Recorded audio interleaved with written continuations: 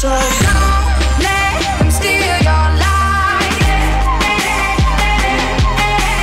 Don't let them break your stride. Apa kabar, bersama saya Agus Zugazagus. Kali ini saya akan membuat sebuah tutorial, yaitu cara membuat kartu NPWP. Nah, contoh kartu NPWP nya kurang lebih yang seperti ada di gambar. Nah, kartu NPWP ini juga berguna untuk YouTuber. Jadi di tahun 2019 ini untuk YouTuber juga disuruh memperbarui pajak. Nah, jadi ada sebagian teman-teman ada yang sudah muncul notifikasi disuruh untuk memperbarui pajak. Jadi suruh untuk memasukkan nomor NPWP di AdSense masing-masing. Dan di sini juga nanti akan saya bahas itu nanti yang dimasukkan di notifikasi AdSense itu jenis kartu NPWP yang mana. Jadi ada dua jenis kartu NPWP, yaitu yang pertama kartu NPWP jenis pekerja atau karyawan, yang kedua kartu NPWP jenis non karyawan atau pengusaha atau usaha. Nah, nanti akan saya bahas ini yang dimasukkan di notifikasi AdSense YouTuber ini, yang kartu NPWP yang jenis yang mana nanti akan saya bahas. Jadi kalau kita mengurus kartu NPWP yang jenis non karyawan atau pengusaha ini, nanti kita akan ditanyain detail itu usahanya apa, penghasilannya per bulan berapa, dan lain-lain. Ini agak ribet kalau mengurus yang ini. Jadi saya akan mempraktekkan yang cara mengurus kartu NPWP jenis pekerja atau karyawan. Oke, persyaratannya yang jenis pekerja ini cuma satu, fotokopi KTP, dan yang kedua adalah surat keterangan kerja dari PT tempat kita bekerja. Nah, itu ada dua persyaratannya. Tapi dengar-dengar katanya ada yang bilang persyaratannya juga ada mencantumkan fotokopi KK. Nah, tinggal nggak apa-apa, persiapkan saja. Barangkali di tempat daerah kamu juga mencantumkan KK juga, tapi di daerah saya cukup satu fotokopi KTP dan kedua surat keterangan kerja dari PT kita tempat bekerja. Oke, setelah sudah menyiapkan persyaratannya, langsung saja pergi ke kantor perpajakan di daerah kamu. Ini yang seperti ada di gambar itu adalah kantor perpajakan di daerah saya. Tinggal langsung saja masuk di situ, temui resepsionisnya. Nah, tanyakan di situ seperti yang ada di gambar itu.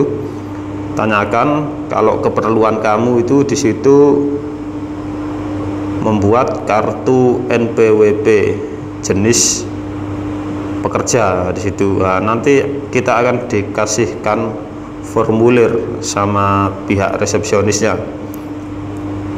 Nanti akan disuruh ngisi lengkap di tempat ruang pengisian formulir ini. Ya, kurang lebih yang seperti ada di gambar itu ruangnya. Isi saja di situ. Nah, ini adalah formulirnya. Nah, contoh formulirnya itu seperti itu. Isi semua, isi lengkap. Oke, setelah udah selesai mengisi lengkap, pergi lagi ke resepsionisnya lagi, minta tolong untuk dicek barangkali ada yang terlewat atau ada cara penulisan yang salah, itu tolong minta dicek sama resepsionisnya. Nanti akan dicek. Kalau udah cukup, udah bener ngisinya, nanti di situ diarahkan sama resepsionisnya kalau kita membuat kartu NPWP jenis pekerja itu harus memencet yang mana, itu kurang lebih kita disuruh memencet yang ada di monitor itu yang seperti ada di gambar. Nah, yang untuk jenis pekerja itu kita memencet yang laporan SPT itu yang saya lingkari itu. Nah, itu adalah jenis pekerja log itu. Terus yang untuk jenis non karyawan itu kita disuruh untuk menombol tombol yang tulisannya helpdesk WP baru itu yang paling bawah sendiri itu yang saya lingkari itu. Oke, karena saya jenis pekerja maka saya tombol yang ditulisan laporan SPT. Oke, setelah memencet itu nanti kartu antriannya akan keluar yang seperti ada di gambar.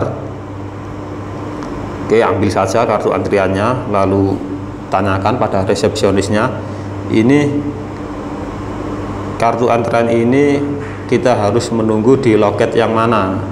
Tanyakan di resepsionisnya karena di situ ada banyak sekali loket, ada banyak 9 loket kalau nggak salah kalau di daerah saya.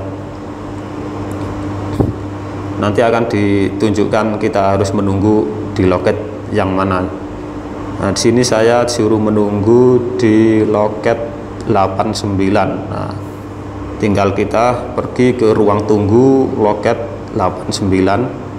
Tunggu di ruang tunggu yang seperti ada di gambar. Tunggu sampai nomor antrian kita dipanggil. Oke, setelah dipanggil kita tinggal pergi ke loket 8 karena saya di loket 8 jadi saya pergi ke loket 8. Oke, di situ kita tinggal menyetorkan formulir yang kita isi tadi, yang 2 lembar itu tadi, fotokopi KTP, lalu surat keterangan kerja itu setorkan semua di situ. Nanti di situ ditanyai dikit, tinggal jawab saja sesuai pertanyaannya. Setelah itu nanti akan diproses di situ. Nanti kita akan dibuatkan print-printan. Nah, nanti kalau udah jadi kertas print-printannya nanti akan dikasihkan ke kita, kurang lebih kertas print-printannya yang seperti ada di gambar di layar monitor itu. Nah, yang seperti itu tertulis bukti penerimaan surat. Nah, ini nanti fungsinya untuk pengambilan nomor untuk pengambilan kartu NPWP yang sudah jadi. Ini syaratnya kita harus membawa kertas ini. Oke, setelah kertas ini udah jadi nanti dikasihkan ke kita, lalu kita akan dibilangin kalau kartu NPWP nya nanti selesai jam berapa atau kapan, itu nanti kita akan dikasih tahu. Nah, ini kebetulan punya saya ini ngurusnya jam setengah 11, lalu selesainya disuruh ngambil jam 3, itu udah selesai, udah disuruh ngambil kartu NPWP nya. Ya, tinggal kita pulang bawa kertas ini, pulang dulu, tinggal tunggu jam 3 lalu kita balik lagi, kita ambil di ruang pengambilan. Nah, kita tinggal langsung setorkan kertas itu, bilang kalau kita tujuannya mengambil kartu NPWP yang kita urus tadi. Tinggal setorkan itu tanda kertasnya itu. Nah, di situ nanti kita akan dikasihkan kartu NPWP nya. Kalau kartu NPWP nya udah jadi nanti kita akan dikasih. Oke, contohnya ya yang seperti ada di gambar itu kartu NPWP nya.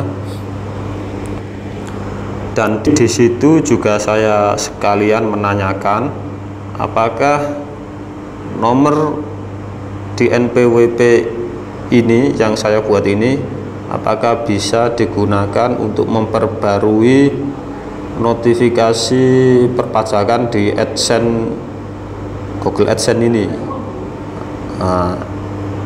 kata pihak perpajakan katanya bisa, ini bisa digunakan untuk memasukkan di AdSense kita juga bisa. Jadi kalau kita punya usaha lain juga kita bisa menggunakan kartu NPWP yang kita buat ini. Jadi satu orang itu cukup hanya punya satu kartu NPWP. Ini bisa digunakan untuk usaha lain-lainnya, untuk bekerja, untuk YouTuber juga bisa. Itu kata pihak pegawai perpajakannya. Oke, itu adalah cara mengurus atau membuat kartu NPWP. Saya rasa cukup sampai di sini dulu. Kalau ada yang kurang dimengerti, silahkan ditanyakan di kolom komentar. Nanti akan saya jawab sebisa saya. Oke, itu saja dari saya. Terima kasih, semoga bermanfaat dan sampai jumpa.